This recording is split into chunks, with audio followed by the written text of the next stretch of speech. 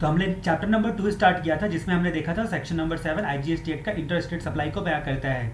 यहाँ पर हमने दो बातें देखी थी गुड्स के बारे में कि अगर अलग अलग स्टेट होता है, अलग यूनियन टेरिटरी होता है, एक स्टेट या यूनियन टेरिटरी होता है, तो उसको supply of goods inter state trade और कॉमर्स के बीच में माना जाएगा। Import into territory of India का गुड्स का भी आपका क्या माना जाएगा, इंटर स्टेट ट्रेड और कॉमर्स माना जाएगा। फिर हम लोगों ने दो बातें देखी थी सर्विस के संदर्भ में कि अलग अलग स्टेट, अलग अलग यूनियन टेरिटरी या फिर स्टेट या यूनियन टेरिटरी होता है, या फिर इंपोर्ट होता है सर्विस का इनटू इंडिया में, तो उसको आप क्या बोलोगे, इंटर स्टेट ट्रेड और कॉमर्स बोलोगे, अकॉर्डिंगली जीएसटी लगेगा। फिर कुछ केसेस हम देखा था हमने कि गुड्स और सर्विस बोथ के केस में आपका क्या माना जाएगा, तो आपका गुड सर्विस एंड बोथ के केस में माना जाएगा इंटर स्टेट ट्रेड और कॉमर्स अकॉर्डिंगली आईजीएसटी के लिए लायबल होगा। जहां पर सप्लायर लोकेटेड इन इंडिया होता है और place of supply outside India में है, या फिर टू और बाई स्पेशल इकोनॉमिक जोन का डेवलपर यूनिट, या फिर कहीं और में टैक्सेबल टेरिटरी में सप्लाई है लेकिन इंटर स्टेट सप्लाई नहीं है और कहीं और डिफाइन नहीं है सेक्शन में, जैसे कि आपका टूरिस्ट के केस में आपने सेक्शन नंबर 8 में देखा था। सेक्शन नंबर 8 हमारा कहता है आपका इंट्रा स्टेट सप्लाई के बारे में, यानी कि एक स्टेट के अंतर्गत with in the state supply के बारे में। यहाँ पर दो प्रकार के टैक्स लगते हैं, सीजीएसटी और एसजीएसटी लगते हैं। ये भी गुड्स के केस में सब्जेक्ट टू सेक्शन नंबर 10 होता है। अगर लोकेशन ऑफ सप्लाई और प्लेस ऑफ सप्लाई जो होता है अगर सेम स्टेट या यूनियन टेरिटरी में नहीं है तो उसको इंट्रा स्टेट सप्लाई माना जाएगा। प्रोवाइड कुछ सप्लाई को इंट्रा स्टेट सप्लाई नहीं माना जाएगा। ऐसे कौन कौन सी सप्लाई है, तो उसमें बोला गया टू और बाई सेज को आप हमेशा क्या मानोगे, इंटर स्टेट मानोगे। Import into territory of India को हमेशा इंटर स्टेट मानोगे और टूरिस्ट को सप्लाई करना आप इंटर स्टेट सप्लाई मानोगे, इंट्रा नहीं मानोगे इन तीनों को। फिर हमने सर्विस के केसेस में देखा था सब्जेक्ट टू सेक्शन नंबर 12 होता है सर्विस। आप अगर मान लीजिए कि लोकेशन ऑफ सप्लाई और प्लेस ऑफ सप्लाई आपका सेम स्टेट या यूनियन टेरिटरी में है, तो ऐसी परिस्थिति में वो इंट्रा स्टेट सप्लाई कहलाएगा, प्रोवाइडेड इंट्रा स्टेट सप्लाई जो है वो इसमें इंक्लूड नहीं होगा, टू और बाई स्पेशल इकोनॉमिक जोन वाला। फिर एक्सप्लेनेशन 1 और एक्सप्लेनेशन 2 देखा था आपने। इसमें देखा था एक्सप्लेनेशन 1 में आपका क्या बोला जाएगा, एस्टेब्लिशमेंट को एस्टेब्लिशमेंट ऑफ डिस्टिंक्ट पर्सन माना जाएगा। कौन कौन से केस में, अगर एस्टेब्लिशमेंट एक इंडिया में है और दूसरा भारत के बाहर है तो ठीक है, और दूसरा अगर एक ही अलग अलग राज्य में है तो। फिर बोलते हैं कि अगर एक ही राज्य में है और बिजनेस वर्टिकल बोलकर रजिस्टर्ड है तो वो सब एस्टेब्लिशमेंट ऑफ डिस्टिंक्ट पर्सन माना जाएगा। फिर एक्सप्लेनेशन 2 में आपने देखा था कि आपका अगर किसी जगह पर किसी स्टेट में ब्रांच ऑफिस या रिप्रेजेंटेशनल ऑफिस है तो माना जाएगा कि वहां पर आपका एस्टेब्लिशमेंट है। फिर हमने देखा था कि 5 पेट्रोलियम प्रोडक्ट का नोटिफाइड डेट से ही जीएसटी लगेगा। ये 5 पेट्रोलियम प्रोडक्ट है, petroleum crude, high speed diesel petrol, natural gas और एविएशन टरबाइन फ्यूल, जो कि सेक्शन 9 के 2 ऑफ सीजीएसटी एक्ट में डिफाइन किया गया। फिर हमने अलग अलग रेट देखा था। मुख्य तौर पर रेट जो होता है वो आपका आईजीएसटी की बात जहां तक करते हैं 0.25%, 3%, 5%, 12%, 18% और 28%। 0% भी एक रेट होता है जीएसटी में, ठीक है, ये भी हमने जाना। उसके बाद जहां तक हमने यहाँ पर बात करी कि मई 2020 के रिस्पेक्ट में एक अमेंडमेंट आया था, गुड सेंट और taken out of India for exhibition और अदर कंसाइनमेंट बेसिस पर आप सप्लाई करते हो, तो जिसमें सेक्शन नंबर 7 हमको बताता, सेक्शन नंबर 7 सप्लाई के बारे में बताता है कि अगर आप भारत के बाहर जो है वो आप एग्जीबिशन पर्पस के लिए या कंसाइनमेंट बेसिस पर गुड्स को सप्लाई करते हो तो कोई कंसिडरेशन ना होने के कारण से इसको सप्लाई नहीं माना जाएगा, और ना शेड्यूल 1 में कवर्ड है इसकी वजह से डीम सप्लाई भी नहीं माना जाएगा। फिर बोला गया कि भारत के बाहर भेजना है तो रूल 55 के डिलीवरी चलान के साथ जो है वो आप भेजोगे। उसके बाद जहां तक बात करते हैं, क्योंकि सप्लाई ही नहीं है तो जीरो रेटेड सप्लाई का दर्जा मिलने का बात ही नहीं होता है। इसका मतलब यहाँ पर क्या हुआ कि आपको बॉन्ड या लेटर ऑफ अंडरटेकिंग फंडिश करने की जरूरत नहीं है और ना आपको जीरो रेटेड सप्लाई मानकर रिफंड मिलेगा। फिर बोला गया कि अगर मान लीजिए कि आपका गुड्स भारत के बाहर ले गया है, आप एग्जीबिशन करने के लिए ले गए हो, उसको आप 6 महीनों के अंदर में ले आते हो, तो उस सिचुएशन में आपको इनवॉइस करने की, इशू करने की जरूरत नहीं है। लेकिन अगर आपका 6 महीना एक्सपायर हो जाता है और कुछ भी गुड्स नहीं बिका है, ठीक है, रिमूवल का 6 मंथ एक्सपायर हो जाता है, तो लास्ट डे को 6 मंथ जिस दिन एक्सपायर हो रहा है उस दिन आपको इनवॉइस इशू करना पड़ेगा। और यहाँ पर स्पेशल इकोनॉमिक, यहाँ पर जीरो रेटेड सप्लाई होने का कोई भी बेनिफिट आपको नहीं मिलने वाला है, ठीक है। फिर हमने देखा था कि अगर विद इन 6 मंथ आप रिमूवल के 6 महीनों के अंदर में फुल और पार्ट अगर आप कुछ भी सेल कर देते हो तो उस परिस्थिति में जो पोर्शन सेल हो गया है उसको जीरो रेटेड सप्लाई का दर्जा मिल जाएगा और उसके रिस्पेक्ट में जो भी आईटीसी होगा उसका रिफंड आप क्लेम कर सकते हो। लेकिन जो भी सेल आप करते हो with in period of 6 month, ठीक है, उस पर आईजीएसटी जो पेमेंट करा हुआ है वो उसका रिफंड आपको नहीं मिलेगा, केवल आपको मिलेगा जीरो रेटेड सप्लाई बोलकर इनपुट टैक्स क्रेडिट का। फिर बोला गया है कि अगर 6 महीनों के अंदर में बाउट बैक कर लिए तो इनवॉइस लाने की जरूरत नहीं है, इनवॉइस इशू करने की जरूरत नहीं है।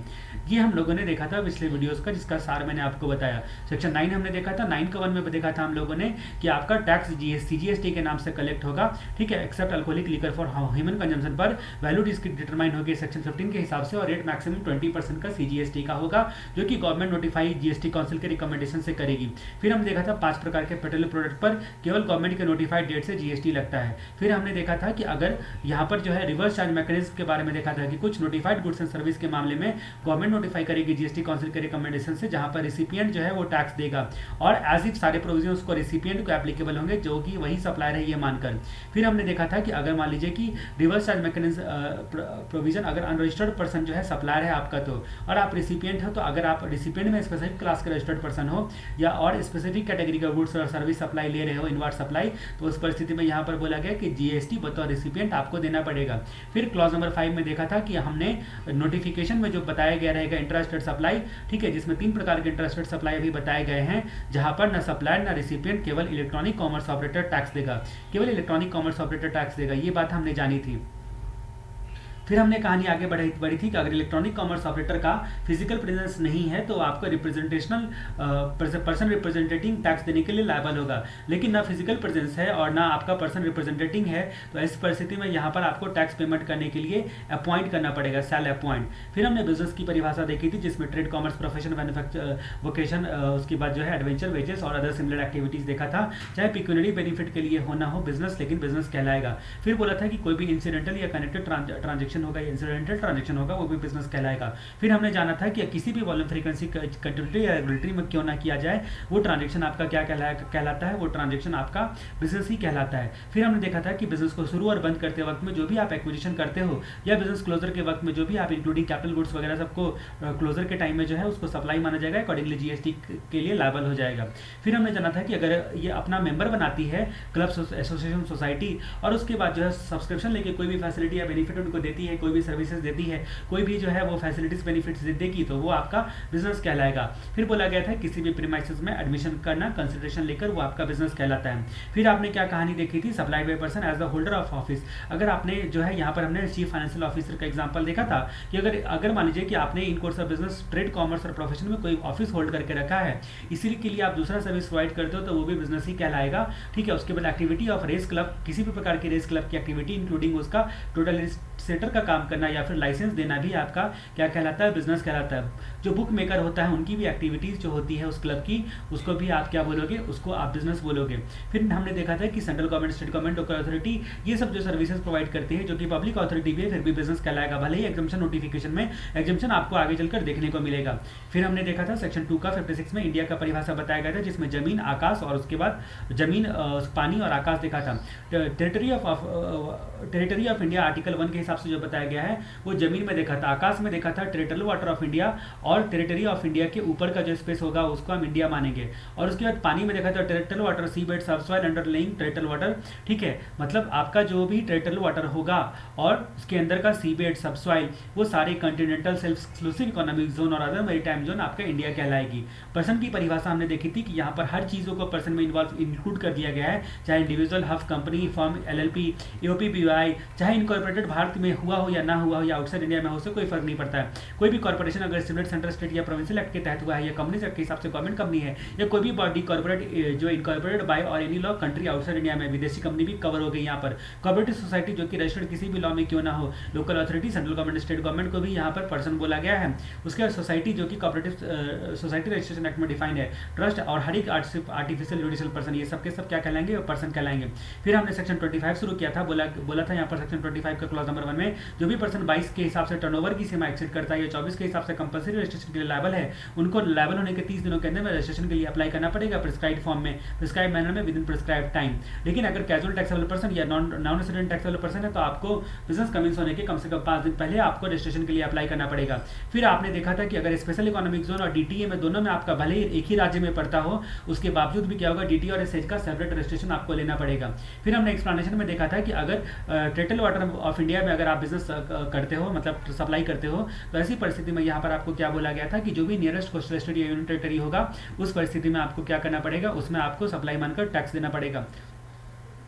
फिर यहाँ पर देखा था कि एक पर्सन जो होता है वो आपको, एक पर्सन को वैसे तो एक ही रजिस्ट्रेशन मिलता है, लेकिन आज की डेट में क्या होता है कि आपका मल्टीपल प्लेस ऑफ बिजनेस है तो आप उसका सेपरेट रजिस्ट्रेशन ले सकते हो, सब्जेक्ट टू कंडीशन। रूल 11 का नियम आपको पालन करना पड़ेगा, ठीक है। रूल 11 हमने लास्ट में देखा था।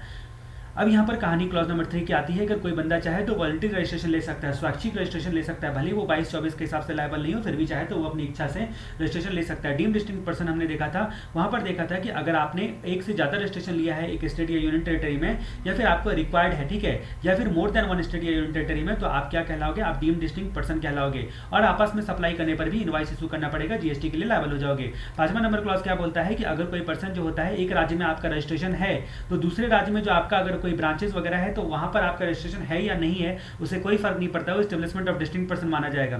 फिर क्लॉज नंबर 6 में हमने देखा था कि परमानेंट अकाउंट नंबर होना जरूरी है, लेकिन केवल सेक्शन 51 के लिए आप रजिस्ट्रेशन ले रहे हो टैक्स काटने के लिए, टीडीएस के लिए, तो उस परिस्थिति में आपका tax deduction collection account number से भी काम चल जाएगा। फिर हमने देखा था कि 2 क्लॉजेस जो है वो नए ऐड हुए हैं। यहाँ पर क्या बोला गया है कि हर एक पर्सन जो आपका को आधार को ऑथेंटिकेट करना पड़ेगा, ठीक है, आधार को वेरीफाई करना पड़ेगा। अगर ऑलरेडी रजिस्टर्ड पर्सन हो, पहला कैटेगरी देखा था ऑलरेडी रजिस्टर्ड पर्सन हो तो आपको आधार वेरिफिकेशन करना पड़ेगा। अगर आधार आपके पास नहीं है तो अल्टरनेट वाइबल मींस जो सरकार बोलेगी वो आपको दिखाना पड़ेगा विद इन स्पेसिफाइड टाइम, जो सरकार बोलेगी जीएसटी काउंसिल के रिकमेंडेशन करने के बाद इसके रिस्पेक्ट में जो नोटिफिकेशन के थ्रू बताएगी वही। फिर प्रोवाइडेड फर्दर करके बोला गया था कि अगर मान लीजिए कि ऑथेंटिकेशन करने में या प्रूफ करने में आप आधार नंबर को फेल कर जाते हो तो उस परिस्थिति में यहाँ पर आपका रजिस्ट्रेशन शुरू से इनवैलिड माना जाएगा और ऐसे आपका ट्रीट किया जाएगा जैसे कि आपने कभी रजिस्ट्रेशन लिया ही ना हो। अब जहां तक बात करते हैं कि नए रजिस्ट्रेशन के लिए अप्लाई करने वाले इंडिविजुअल का कैटेगरी और अदर का कैटेगरी 2 भाग में बांटा गया है। इंडिविजुअल का कैटेगरी इसलिए बोला गया कि इंडिविजुअल बंदे के बाद जो है जितने भी पर्सन होते हैं इंडिविजुअल के पास खुद का आधार नंबर होता है, लेकिन अदर पर्सन किसी और का आधार नंबर देंगे, जैसे कंपनी डायरेक्टर का, मैनेजिंग डायरेक्टर वगैरह का आधार नंबर देगा। इसीलिए on and from the date of notification हर एक इंडिविजुअल को जो भी आपका रजिस्ट्रेशन के लिए लेना चाहता है उसको ऑथेंटिकेट करना पड़ेगा और आधार नंबर का प्रूफ उसको देना पड़ेगा, ठीक है, जो कि गवर्नमेंट ने बताया। फिर बोला गया है कि प्रोवाइडेड अगर आधार नंबर नहीं है तो अल्टरनेट या वाइबल मीन से जो भी आपको ऑफर किया है सरकार ने कि ये भी आप दिखा दो काम चलेगा, ठीक है, वो आपको दिखाना पड़ेगा। फिर यहाँ पर every person other than individual को दूसरा कैटेगरी बताया गया है, जहां पर आप देख सकते हो कि आपका कर्ता, हफ के केस में कर्ता, कंपनी के केस में एमडी या होल टाइम डायरेक्टर, फिर आपका फर्म के केस में पार्टनर, उसके बाद जो है वो आपका एसोसिएशन ऑफ पर्सन या बॉडी ऑफ इंडिविजुअल के केस में मैनेजिंग कमेटी का जो बंदा होगा वो बोर्ड ऑफ ट्रस्टी, अगर ट्रस्ट के केस की बात करें तो बाकी के केस में ऑथराइज रिप्रेजेंटेटिव, उनको अपना आधार नंबर जो है अपने ऑर्गेनाइजेशन के बिहाफ में ऑथेंटिकेट करवाना पड़ेगा। लेकिन अगर आधार नंबर नहीं है तो जो भी आपका अल्टरनेट एंड वाइबल मींस जो भी आपको शो करने के लिए बोला गया है वो आपको दिखाना पड़ेगा, वो आपको शो करना पड़ेगा। इसी रिगार्डिंग जो है 6D नंबर आता है। 6D नंबर बोलता है कि ABC ये जो आपका आधार से वेरीफाई करने वाला जो बताया गया है जीएसटी को अप्लाई करते वक्त में या जीएसटी रजिस्टर्ड पर्सन को, वो कुछ क्लास ऑफ पर्सन के लिए एप्लीकेबल नहीं होगा जिसको सरकार बोलेगी, ठीक है। उसके बाद यहाँ पर क्लॉज नंबर 7 आता है। यहाँ पर बोला गया है कि आपका अगर मान लीजिए कि कुछ यहाँ पर नॉन रेसिडेंट टैक्सेबल पर्सन की जहाँ तक हम लोग बात करते हैं, एनआरटीपी की जहाँ तक बात करते हैं, अब इनके केस में अगर मान लीजिए कि जो डॉक्यूमेंट प्रिस्क्राइब किया जाएगा वो डॉक्यूमेंट भी है तो भी चलेगा, पैन नंबर होने की आवश्यकता नहीं है और ना टीडी कैन नंबर होने की आवश्यकता है। 8वां नंबर क्लॉज आपको क्या बोलता है कि अगर कोई पर्सन फेल कर जाता है रजिस्ट्रेशन लेने से तो प्रॉपर ऑफिसर बिना एक्ट को प्रेजुडिस किए हुए उसका रजिस्ट्रेशन अपने आप दे देगा, ठीक है, रजिस्ट्रेशन के लिए प्रोसीड कर सकता है, ठीक है। फिर यहाँ पर जो है 9 नंबर क्लॉज क्या बोलता है, 9 नंबर क्लॉज बोलता है कि कुछ प्रकार की स्पेसिफाइड एजेंसी जो कि यूनाइटेड नेशन ऑर्गेनाइजेशन की हो गई या मल्टीलेटरल फाइनेंशियल ऑर्गेनाइजेशन की हो गई और या फिर जो है अदर क्लास ऑफ पर्सन जिसको कमिश्नर नोटिफाई करता है, उनको जीएसटी रजिस्ट्रेशन की जगह पर यूआईएन नंबर दिया जाएगा। यूआईएन नंबर जिसका वो हर पर्पस के लिए इंक्लूडिंग रिफंड पर्पस के लिए इस्तेमाल करेंगे, यूनिक आइडेंटिटी नंबर जिसको आप बोलते हो, ठीक है, उससे उनको काम चलाना है। फिर आपका 10वां नंबर क्लॉज बोलता है कि आपका यूआईएन नंबर जो होता है या फिर रजिस्ट्रेशन जो होता है वो रूल नंबर 9-10 के हिसाब से पहले वेरीफाई किया जाएगा, उसके वेरिफिकेशन किए बिना जो है आपका ग्रांट या रिजेक्ट नहीं किया जा सकता है एप्लीकेशन का। ये आपका 10 नंबर बोलता है। लेकिन 12 नंबर बोलता है कि अगर इस जो रूल नंबर 9-10 में जो मैनर में जो टाइम लिमिट बताया गया है उसके अंतर्गत अगर कोई भी डिस्क्रिपेंसी कम्युनिकेट नहीं की जाती है और टाइम बीत जाता है ये नोटिस जो है देने का, या फिर तो उस परिस्थिति में यहाँ पर क्या होगा कि आपका रजिस्ट्रेशन जो अप्लाई किया है वो deem to have been granted मान लिया जाएगा। ये 12 नंबर क्लॉज बोलता है कि रजिस्ट्रेशन सर्टिफिकेट या यूनिक आइडेंटिटी नंबर, ठीक है, उसको deem to have been granted माना जाएगा आफ्टर एक्सपायरी ऑफ क्लॉज 10 का पीरियड, यानी कि ये वाला पीरियड। फिर यहाँ पर एक नंबर क्लॉज छूट गया था, यहाँ पर सर्टिफिकेट ऑफ रजिस्ट्रेशन जो होता है उस फॉर्म और उस मैनर में दिया जाएगा जो कि अकॉर्डिंगली प्रिस्क्राइब किया जाता है। फिर हमने कहानी की बात करी थी कि आप एक ही स्टेट में मल्टीपल रजिस्ट्रेशन ले सकते हो, एक और कहानी हमने बात की थी कि टर्नओवर सेक्शन 22 के हिसाब से अगर टर्नओवर की सीमा एक्सीड करती है तो आपको रजिस्ट्रेशन के लिए अप्लाई करना पड़ेगा 30 दिनों के अंदर में।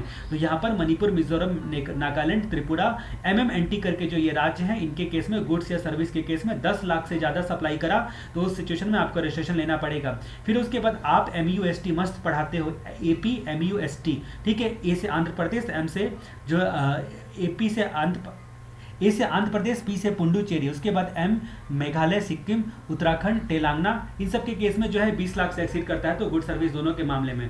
लेकिन आपका बाकी इन जो राज्य स्पेसिफिक राज्य हैं उनके अलावा जैसे कि मान लीजिए कि जम्मू कश्मीर, आसाम, हिमाचल प्रदेश, JHA, उसके बाद हिमाचल से H और A, जम्मू कश्मीर, आसाम और हिमाचल प्रदेश और बाकी रेस्ट पार्ट ऑफ इंडिया के लिए सर्विस सप्लाई तो आपका 20 लाख का एक्सीड करा तो आपको रजिस्ट्रेशन लेना पड़ेगा। गुड सप्लाई तो 40 लाख का जो है वो आपने रजिस्ट्रेशन लिया, एक्सीड किया टर्नओवर, तो आपको रजिस्ट्रेशन लेना पड़ेगा। ठीक है, गुड्स के केस में 40 और सर्विस के केस में आपका 20 लाख है। गुड्स और सर्विस दोनों के केस में तो which ever is lower 20 lakh की लिमिट देखी जाएगी। फिर हमने देखा कि अगर मल्टीपल प्लेस ऑफ बिजनेस है आपका एक ही राज्य में, उसका सेपरेट रजिस्ट्रेशन लेना चाहते हो तो आपको रूल नंबर 11 का नियम का पालन करना पड़ेगा। क्या क्या रूल नंबर 11 का नियम हमको बोलता है? ये बोलता है सबसे पहले कि हर एक प्लेस ऑफ बिजनेस आपका ABC, जो भी आप एक ही राज्य के अंतर्गत आपका 3 जो है फॉल कर रहा है, ABC, तो आप इसको सेपरेट रजिस्ट्रेशन लेना चाहते हो तो सबके सब 2 के 85 के हिसाब से प्लेस ऑफ बिजनेस कहलाने चाहिए इस परिभाषा के हिसाब से। ठीक है, अब प्लेस ऑफ बिजनेस कहला गए। फिर बोला गया कि आपने जो अगर सेक्शन 9 के लिए, अगर सेक्शन 10 के लिए यानी कि कंपोजिशन स्कीम के लिए अगर एक इनएलिजिबल होगा, एक ABC में से कोई भी इनएलिजिबल होगा, मान लीजिए C इनएलिजिबल है, तो कोई भी सेक्शन 10 के हिसाब से कंपोजिशन स्कीम में टैक्स नहीं देगा। मतलब लेगा तो सब लेगा कंपोजिशन की स्कीम, नहीं तो कोई नहीं लेगा, नहीं तो फिर नॉर्मल स्कीम से आपको टैक्स देना पड़ेगा सेक्शन 9 के हिसाब से। ये पूरा डिस्कशन हमने कर रखा था। जितने भी प्लेस ऑफ बिजनेस होंगे उनको क्या करना पड़ेगा, सेपरेट REG 01 फॉर्म से रजिस्ट्रेशन के लिए अप्लाई करना पड़ेगा। ठीक है, और उसके बाद जो है हर एक जो प्लेस ऑफ बिजनेस के लिए आपका रूल नंबर 9, 10 का वेरिफिकेशन प्रोसीजर जो है अप्लाई किया जाएगा, वेरिफिकेशन प्रोसीजर अप्लाई किया जाएगा। ठीक है, सेक्शन 25 में हमने देखा था साफ साफ प्रोवाइडेड करके लिखा होता है 25 सब सेक्शन 1 के हिसाब से सेज और जो आपका डोमेस्टिक टेरिफ एरिया का जो प्लेस होगा, एक ही स्टेट एक ही राज्य में क्यों ना फॉल करता हो, दोनों का सेपरेट रजिस्ट्रेशन लेना पड़ेगा, अलग अलग रजिस्ट्रेशन लेना पड़ेगा। यही बात रूल नंबर 8 भी बताता है कि अलग अलग रजिस्ट्रेशन लेना पड़ेगा। कहानी हमारी आगे बढ़ती है। अब हम बात करते हैं concept of casual taxable person and non resident taxable person.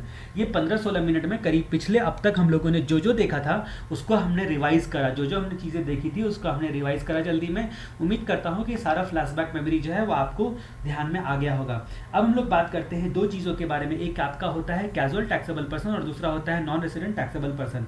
Casual taxable person और नॉन रेसिडेंट टैक्सेबल पर्सन, इनमें हम जो है कंपैरेटिवली जो एनालिसिस करेंगे। दोनों के केस में बताया गया ऑकेजनली जो है वो सप्लाई करता है। ठीक है, चाहे वो कैजुअल टैक्सेबल पर्सन हो या नॉन रेसिडेंट टैक्सेबल पर्सन हो। नाम है इसका कैजुअल और इसका नॉन रेसिडेंट, उससे आपको फिलहाल हिंट में याद रखना है। इसके बाद बोला गया है कि आपका यहाँ पर बोला गया इन कोर्स ऑफ बिजनेस और furtherance of business, in course of business furtherance of business, ये बात जो है आपका नॉन रेसिडेंट टैक्सेबल पर्सन में नहीं बताया गया है। फिर बोला गया है जो सप्लाई करता है वो या तो आपका एज प्रिंसिपल या एजेंट या किसी भी कैपेसिटी में करे तो चलेगा। यहाँ पर भी बोला गया है कि एज प्रिंसिपल, ठीक है, वेदर सप्लाई जो है एज प्रिंसिपल और एजेंट और अदर कैपेसिटी, यहां पर बोला गया है। तो मतलब अब तक हमने देखा कि डिफरेंस कितना है, डिफरेंस अपना फिलहाल जो है कितना है इन कोर्स ऑफ और फर्दरेंस ऑफ बिजनेस। ठीक है, यहां पर जो है बिजनेस करने का क्राइटेरिया नहीं बताया गया है, नहीं बताया गया है। इसका रीजन जो है वो इंपोर्ट ऑफ सर्विस जो होता है वो GST के दायरे में आ जाता है। भले ही आपका यहां पर हम देखेंगे कि आपका इन कोर्स और फर्दरेंस ऑफ बिजनेस होने का अनिवार्य नहीं है। ठीक है, शेड्यूल 1 के देखते वक्त में आपको देखना है ये बात। शेड्यूल 1, 7 सेक्शन, जब हम लोग अगला सेक्शन पढ़ने के लिए जा रहे हैं वहां पर इंपोर्ट ऑफ सर्विस की विशेष चर्चा करेंगे। तो कैजुअल टैक्सेबल पर्सन का मतलब एक पर्सन जो ऑकेजनली अंडरटेक करता है ट्रांजैक्शन, यानी कि कभी कभी अंडरटेक करता है ट्रांजैक्शन जिसमें आपका गुड सर्विस या बोथ का सप्लाई इन्वॉल्व होता है इन कोर्स ऑफ बिजनेस और फर्दरेंस ऑफ बिजनेस, चाहे एज प्रिंसिपल हो या फिर अदर कैपेसिटी हो किसी स्टेट या यूनियन टेरिटरी में। ठीक है, ऑकेजनली ट्रांजैक्शन करता है। अब यहाँ पर बोला गया है कि उस स्टेट या यूनियन टेरिटरी में जहाँ पर उसका कोई फिक्स प्लेस ऑफ बिजनेस नहीं हो। ठीक है, तो अगर मान लीजिए कि एक बंदा है, अगर मान लीजिए कि आप महाराष्ट्र स्टेट में रहते हो लेकिन झारखंड से जो है आपका कोई ऑर्डर नहीं आता है, लेकिन आप ऑकेजनली आपको एक ऑर्डर आ गया और आपको क्या करना है कि आपको वहाँ पर जाके पुस्तक मेला लगने वाला है, उसमें आपको पुस्तक मेला में क्या करना है, अपना पुस्तक शो करना है, पुस्तक दिखाना है या पुस्तक सेल आउट करना है। तो ऐसी परिस्थिति में क्या होगा, झारखंड पुस्तक मेला में जो आप जाओगे रांची सिटी में, तो इसका मतलब महाराष्ट्र से आप जाने वाले हो तो ऑकेजनली यहाँ पर सप्लाई करते हो। झारखंड में आपका कोई फिक्स प्लेस ऑफ बिजनेस नहीं है तो आप कौन हो गए, कैजुअल टैक्सेबल पर्सन हो गए। अब कैजुअल टैक्सेबल पर्सन को आपको झारखंड में अपना बिजनेस करना है तो मिनिमम जो है वो आप रजिस्टर्ड नहीं हो तो मिनिमम 5 डेज पहले जो है वो आपको बतौर कैजुअल टैक्सेबल पर्सन रजिस्ट्रेशन लेना पड़ेगा और रजिस्ट्रेशन जो है आपको 90 दिनों के लिए वैलिड रहेगा। रजिस्ट्रेशन लेते वक्त में ही आपका एडवांस टैक्स देना पड़ेगा। एडवांस टैक्स आपको एस्टिमेट करना पड़ेगा झारखंड में कितना बिकेगा उस आधार पे। ठीक है, और ये रजिस्ट्रेशन मोर 90 दिन के लिए और एक्सटेंड हो सकता है, मतलब टोटल मिला के 180 दिनों के लिए ये रजिस्ट्रेशन आपका वैलिड हो सकता है। अब यही कहानी अगर अराइज होती है कि अगर आप विदेशी हो, ठीक है, आप मिस्टर जॉन हो, मान लो कनाडा में हो, और आपको पंजाब में जो है वो आपका पंजाब एंड हरियाणा में जो है वो आपको जो है वो क्या बोलते हैं ऑकेजनली ट्रांजेक्शन करना है, और पूरे भारत में ही आपका कोई प्लेस ऑफ बिजनेस नहीं है, ना आपका रेसिडेंस है, तो आप क्या हो गए, नॉन रेसिडेंट टैक्सेबल पर्सन हो गए। आपको मिनिमम आने से मिनिमम 5 दिन पहले जो है बिजनेस कमेंस करने से पहले रजिस्ट्रेशन लेना पड़ेगा। उसके रजिस्ट्रेशन जो है वो आपका 90 दिनों के लिए वैलिड रहेगा।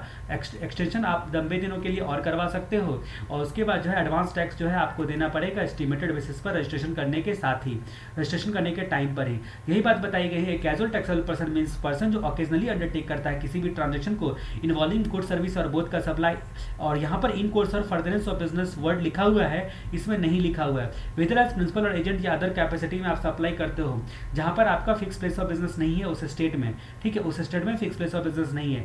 नॉन रेसिडेंट टैक्सेबल पर्सन का मतलब होता है कोई भी पर्सन जो ऑकेजनली अंडरटेक करता है transaction involving supply of good service और बोथ, चाहे प्रिंसिपल और एजेंट के भांति करे, ठीक है, वेदर प्रिंसिपल और एजेंट और अदर कैपेसिटी में, लेकिन आपका कोई fixed of place of business नहीं है भारत के अंतर्गत, ना आपका कोई रेसिडेंस है, ना फिक्स प्लेस ऑफ बिजनेस है, ना कोई रेसिडेंस है इंडिया में, ठीक है। तो ये बात यहाँ पर बताई गई, स्पष्ट रूप से जो है यहाँ पर डिफरेंस करके बताया गया है कि कैजुअल टैक्सेबल पर्सन किसको बोलते हैं, नॉन रेसिडेंट टैक्सेबल पर्सन किसको बोलते हैं। कहानी हमारी आगे बढ़ती है, फिर से यहाँ पर मीनिंग करके वही बात लिखी होगी, ऑकेजनली अंडरटेक ट्रांजेक्शन जिसमें इन्वॉल्व होता है सप्लाई ऑफ गुड सर्विस इस उस स्टेट या यूनियन टेरिटरी में जहाँ पर आपका कोई फिक्स्ड प्लेस ऑफ बिजनेस नहीं है, ठीक है। फिर बोला गया है यहाँ पर आपका नॉन रेसिडेंट टैक्सेबल पर्सन के मतलब ऑकेजनली वो आपका ट्रांजेक्शन करता है भारत में ही आपको कोई फिक्स प्लेस ऑफ बिजनेस नहीं है, ना रेजिडेंस है, ठीक है। उसके बाद रजिस्ट्रेशन की बात जहाँ तक हम लोग करते हैं, तो इन लोगों को कैजुअल टैक्सेबल पर्सन हो या फिर नॉन रेसिडेंट टैक्सेबल पर्सन हो, इनको आपका कंपलसरी रजिस्ट्रेशन लेना पड़ेगा, कंपलसरी रजिस्ट्रेशन लेना पड़ेगा।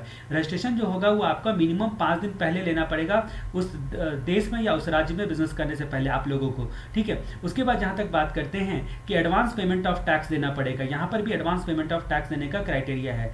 जहां पर कैजुअल टैक्सेबल पर्सन के केस में आपको नॉर्मल जीएसटी आरईजी 01 जमा करके नॉर्मल फॉर्म जमा करके आपको रजिस्ट्रेशन के लिए अप्लाई करना पड़ेगा, लेकिन नॉन रेसिडेंट टैक्सेबल पर्सन के लिए आरईजी 09 फॉर्म नंबर अप्लाई करना पड़ता है। REG 09 non resident taxable person के लिए, जो आपका रेसिडेंट हो, भारतीय हो, आपका दूसरे स्टेट में आप कैजुअल टैक्सेबल पर्सन हो, तो आपका रजिस्ट्रेशन पैन बेस्ड होगा, जीएसटी रजिस्ट्रेशन आपका कैसा होगा, पैन बेस्ड होगा। लेकिन अगर जहां तक हम लोग बात करते हैं कि आपका दूसरा बंदा यहाँ पर कौन हो गया, नॉन रेसिडेंट टैक्सेबल पर्सन, उसका रजिस्ट्रेशन जो है विदाउट पैन किया जाएगा, विदाउट पैन किया जाएगा, उसको पैन लेने की आवश्यकता नहीं है। जहां तक आप थ्रेशोल्ड लिमिट की बात करते हो, तो टर्नओवर वगैरह सेक्शन 22 का यहाँ पर आपको देखा ही नहीं जाएगा कि इतना टर्नओवर तो हमने एक्सीड नहीं किया, तो हम रजिस्ट्रेशन क्यों ले, आपको हाल में सेक्शन 24 के हिसाब से कंपलसरी रजिस्ट्रेशन लेना पड़ेगा।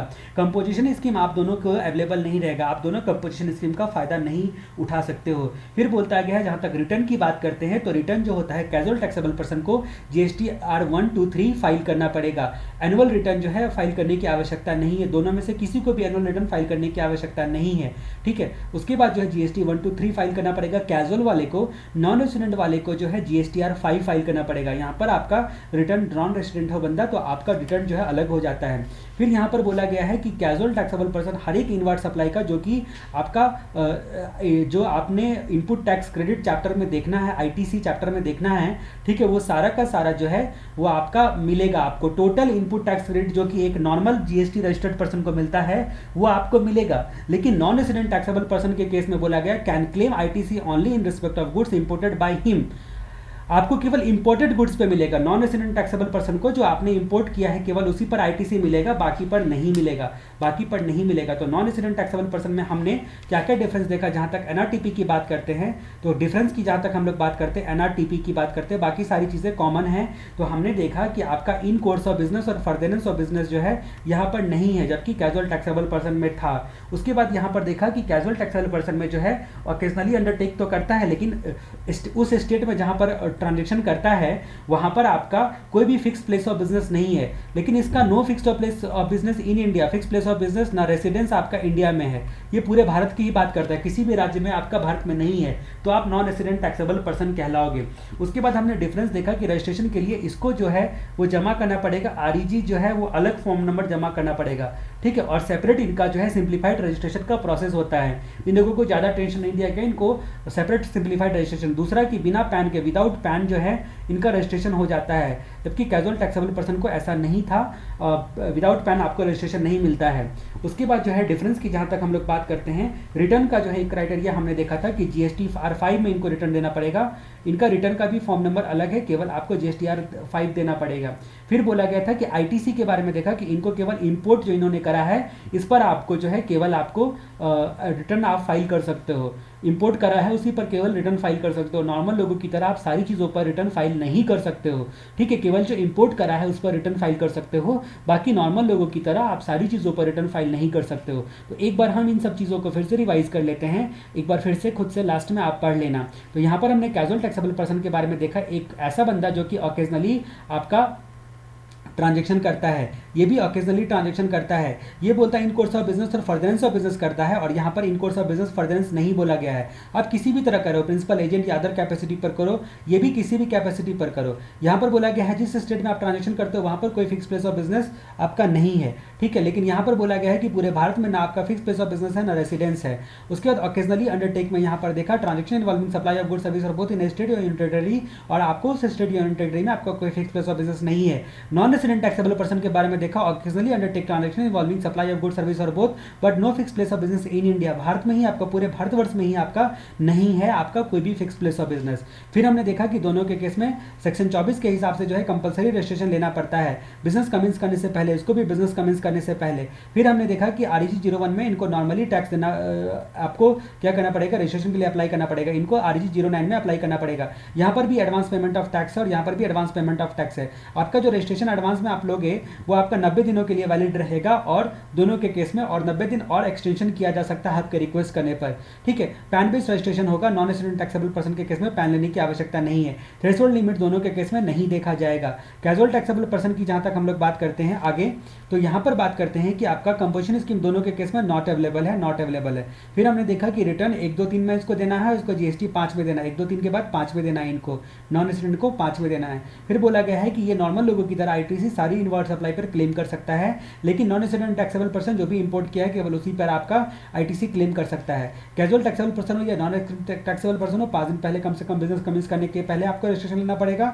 एडवांस डिपॉजिट जो है आपको रजिस्ट्रेशन एप्लीकेशन के साथ ही करना पड़ेगा। आपकी रजिस्ट्रेशन की वैलिडिटी 90 दिनों की होगी और फर्दर एक्सटेंशन 90 दिनों का और मिल सकता है। उम्मीद करता हूं कि चीज़ें आपको समझ में आ गई होगी। एक बार आप खुद से रीड करोगे अच्छे तरीके से तो आपको क्लियर हो जाएगा। फिर हमारी कहानी आगे बढ़ती है, सेक्शन 7 की तरफ आती है, CGST एक्ट के, जो कि स्कोप ऑफ सप्लाई बताता है। स्कोप ऑफ सप्लाई बताता है सप्लाई का क्या क्या स्कोप होगा, सप्लाई की क्या क्या सीमाएं हैं, इन सबको आप सप्लाई बोलोगे, ठीक है। स्कोप ऑफ सप्लाई ये एक इंपॉर्टेंट सेक्शन है, ये आपको ध्यान से जो है वो पढ़ना है, देखना है, समझना है, ठीक है। तो अब यहाँ पर सेक्शन नंबर 7 की जब हम लोग बात करते हैं तो सेक्शन नंबर 7 में सबसे पहले आता है क्लॉज नंबर 1। सेक्शन नंबर 7 में क्लॉज नंबर, यहाँ पर जब सेक्शन नंबर 7 की बात करते हैं तो सेक्शन नंबर 7 में आता है क्लॉज नंबर 1।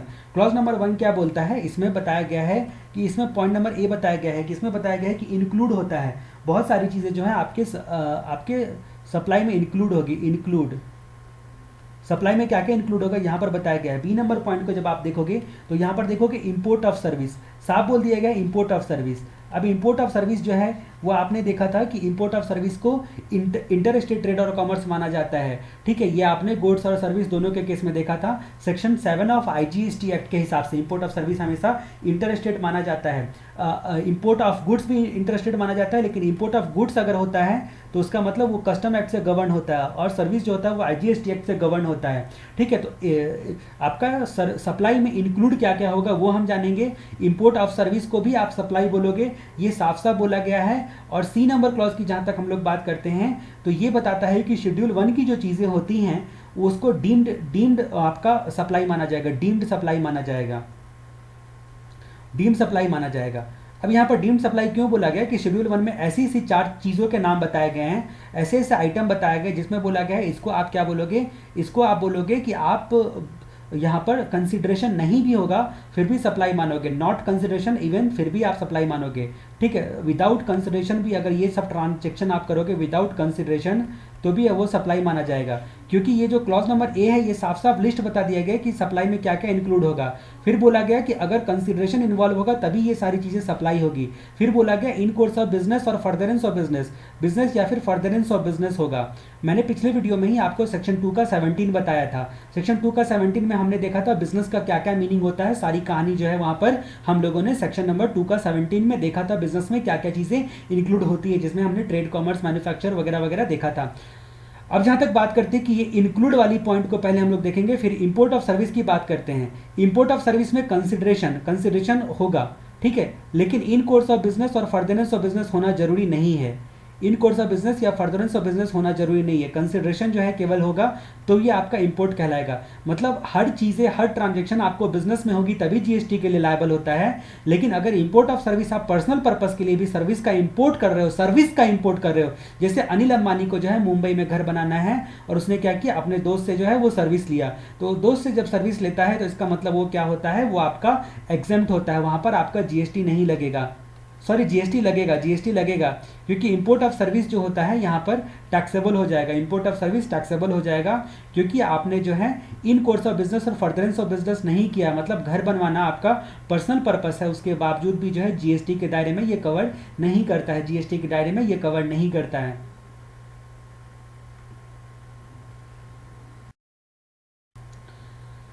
सॉरी, यहाँ पर मैंने अभी कुछ भी बोला, ठीक है। ये 7 का हम लोग जो इंपोर्ट ऑफ सर्विस की बात करते हैं, 7 के 1 के बी की बात करते हैं, 7 का 1 का बी हमको क्या बोलता है, import of service. Import of service, अब इंपोर्ट ऑफ सर्विस आप जनरली क्या करते हो, अगर आप बिजनेस पर्पस के लिए करते हो तो इस सिचुएशन में ये तो आपका जीएसटी लगेगा ही लगेगा। अगर पर्सनल या प्राइवेट पर्पस के लिए इंपोर्ट ऑफ सर्विस करते हो फिर भी जीएसटी लगेगा, ठीक है, फिर भी जीएसटी लगेगा। क्योंकि इंपोर्ट ऑफ सर्विस एक ऐसा बात बोला कि in course of business, in course of business और फर्दरेंस ऑफ बिजनेस होना अनिवार्य नहीं है। इस क्लॉज को हटा दिया। मतलब इंपोर्ट ऑफ सर्विस कंसिडरेशन देकर भले ही आप प्राइवेट पर्पस के लिए भी करते हो, ठीक है, या पर्सनल पर्पस के लिए भी करते हो, तभी भी वो जीएसटी के दायरे में आ जाएगा, ठीक है। यही बात बोली गई, import of service for a consideration, consideration होना आवश्यक है, कंसिडरेशन होना आवश्यक है, लेकिन इन कोर्स और फर्दरेंस ऑफ बिजनेस होना आवश्यक नहीं है।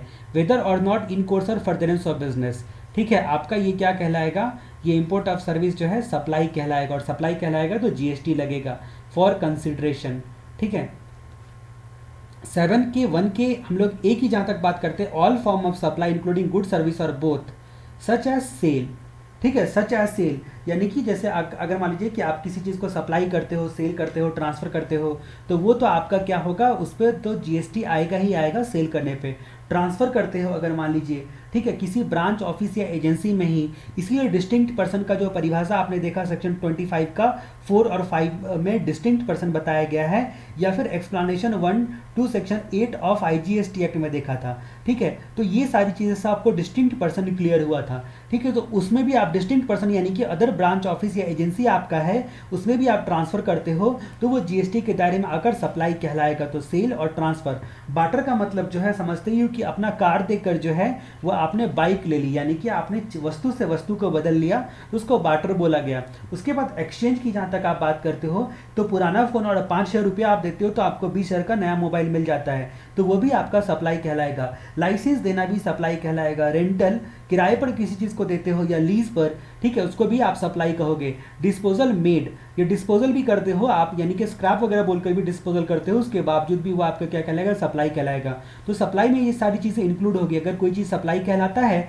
तो पक्का से पक्का जीएसटी के दायरे में आ जाएगा, यानी कि जीएसटी लगेगा, ठीक है। तो सप्लाई मेड और एग्रीड टू बी मेड, यहाँ पर जरूर एडवांस पेमेंट लेकर भी सप्लाई करते हो, इसलिए यहाँ पर बोला गया है कि मेड और एग्री टू बी मेड, या तो किया हो या करने वाले हो, यानी कि आप एडवांस पेमेंट भी लेते हो, इन सब वजह से तो वो क्या कहलाएगा, वो सप्लाई कहलाएगा। अकॉर्डिंगली जीएसटी के दायरे में आएगा। फॉर ए कंसिडरेशन, तो यहाँ पर बोला गया supply made for a consideration, consideration होना आवश्यक है, सप्लाई कराने के लिए कंसिडरेशन होने की आवश्यकता मैंडेटरी है, कंसिडरेशन होना आवश्यक है, unless otherwise specified. Without consideration कब कब सप्लाई माना जाएगा, without consideration, without consideration schedule 1 बोला कि कुछ चीज़ें जो होती है, schedule 1 of CGST act, CGST act में एक शेड्यूल दिया गया है, शेड्यूल नंबर 1, वो बोलता है कि कंसिडरेशन नहीं भी होगा तभी भी हम उसको सप्लाई बोलेंगे, कंसिडरेशन नहीं भी होगा तभी भी हम लोग इसको सप्लाई बोलेंगे। और सप्लाई हमेशा इन कोर्स और फर्दरेंस ऑफ बिजनेस होना चाहिए, यानी कि बिजनेस के दौरान, ठीक है, बिजनेस करते वक्त या बिजनेस के दौरान, ठीक है, इन कोर्स और फर्दरेंस ऑफ बिजनेस, बिजनेस करते वक्त या बिजनेस के दौरान,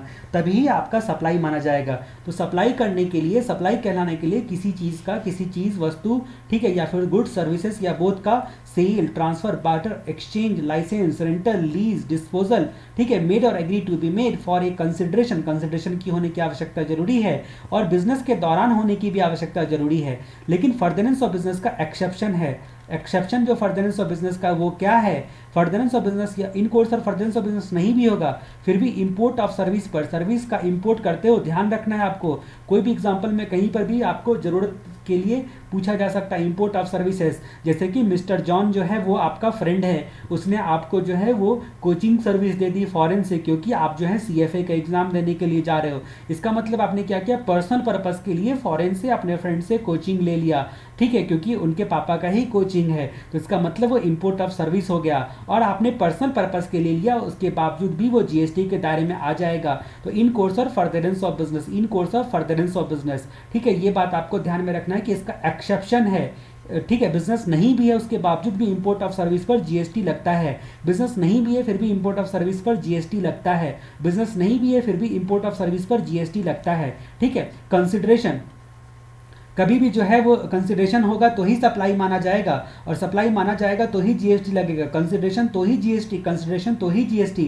लेकिन कंसिडरेशन, विदाउट कंसिडरेशन का जो एक्सेप्शन है वो शेड्यूल 1 में बताया गया है। शेड्यूल 1 बोला विदाउट कंसिडरेशन भी GST, विदाउट कंसिडरेशन भी GST, इसीलिए इसको बोला गया डीम्ड सप्लाई, विदाउट कंसिडरेशन भी GST, इसीलिए बोला गया इसको डीम्ड सप्लाई, विदाउट कंसिडरेशन भी GST, इसलिए इसको बोला गया डीम्ड सप्लाई, ठीक है। ये बात आपको ध्यान में रखनी है, ठीक है। तो यहाँ पर हमने क्लॉज नंबर B जाना कि import of service for a consideration, लेकिन इंपोर्ट ऑफ सर्विस में कंसिडरेशन होना जरूरी है, ठीक है, कंसिडरेशन होना जरूरी है, ठीक है, कंसिडरेशन होना जरूरी है। इंपोर्ट ऑफ सर्विस में कंसिडरेशन होना जरूरी है, यानी कि आपने फ्री में कोचिंग नहीं लिया, ठीक है, अपने फ्रेंड के फादर से, ठीक है, आपने फ्री में कोचिंग नहीं लिया, कंसिडरेशन के लिए लिया, ठीक है, भले ही पर्सनल पर्पस के लिए लिया, उसके तभी GST लगेगा, कंसिडरेशन होगा तो ही GST लगेगा, ठीक है। तो ये बात आपको ध्यान में रखना है। यहाँ पर जो है एंड शब्द बोला गया, ये ड्राफ्टिंग एरर को रेक्टिफाई किया गया अमेंडमेंट करके, आपके नवंबर 2019 का ही अमेंडमेंट था।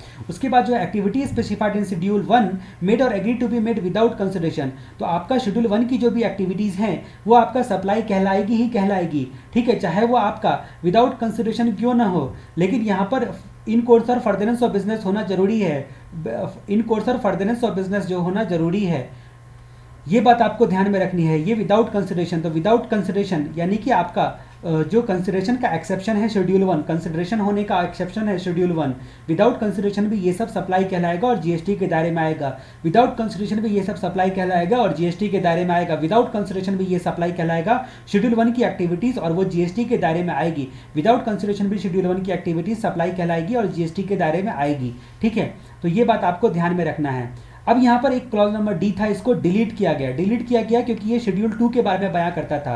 कभी कभी क्या होता है कि आपका 7 का 1 आपको बताया, 7(1) का A, B और C, इन्हीं क्लॉज से आपको पता चलता है कि सप्लाई है कि नहीं है। सप्लाई है, पहला स्टेप पार कर गया, सप्लाई है। कुछ आइटम जो था वो कंफ्यूजिंग था, या तो सप्लाई ऑफ गुड्स होगा या सप्लाई ऑफ सर्विस होगा, ये सरकार ये जो है डिटरमाइन करने में कंफ्यूजन था।